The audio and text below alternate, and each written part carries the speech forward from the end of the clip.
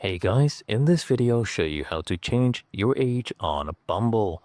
You can only do this though if you had created your account using Facebook in the sign up process. And if you had, what you do is just go ahead and open up Facebook, okay?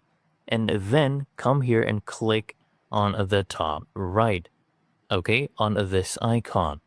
And then what I want you to do, guys, is click on the settings cog, okay, for the gear cog, scroll down, click on profile details, and then I want you to scroll down right here, and where it says birth date, I want you to click on edit.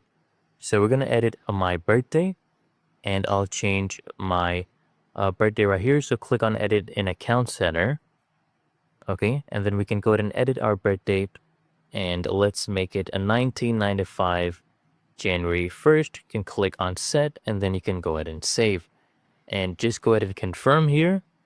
And there you go. Just come here, and once this has been done, you can go ahead and close this.